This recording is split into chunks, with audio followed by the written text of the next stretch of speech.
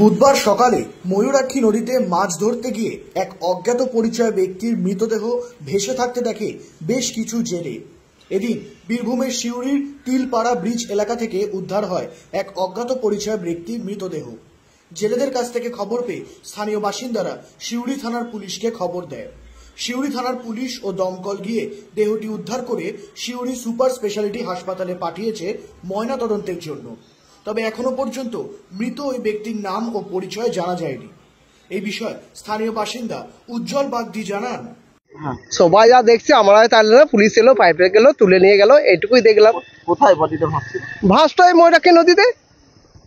বলছি পরিচয় জানা না, কিছু জানা যায় নাই, আমরা কেউ বুঝতে পারি না, আমরা তো মুখই দেখি না কাউরির। চলে গেল। হ্যাঁ, এইটুকুই ব্যাপার, আবার কি দেখবো।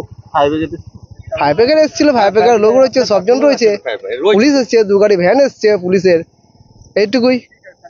কটার সময় মানে ভাসতে দেখা গেছে সকালে, যারা জেলেরা মাছ ধরে তারা দেখেছে, তারপর পুলিশকে খবর দিয়েছে, এইটুকুই ব্যাপার। এমনি কোনো পরিচয় বা কিছু? না, পরিচয় তো কিছুই পাই না, যে পাওয়া যায় নাই, কে বটে না কি বটে কিছুই তো দেখা যায় নাই। সেটা কিন্তু আমরা বলতে পারবো না, আমরা কি করে জানবো? আপনারা যেখানে রয়েছেন আমরা সেখানে রয়েছি, এইটুকুই ব্যাপার। আপনার নাম? হ্যাঁ, আমার নাম উজ্জ্বল বাগদি, স্থানীয় বাসিন্দা, কামালপুর গ্রাম পাটে আমার। ব্যুরো রিপোর্ট, নজরে বাংলা। এয়ার ইনফ্রাস্ট্রাকচারের উদ্যোগে অহনা অ্যাপার্টমেন্ট বারাসাতের হৃদয়পুরে নৃপেন ঘোষ সরণিতে তৈরি হচ্ছে নতুন আবাসন প্রকল্প।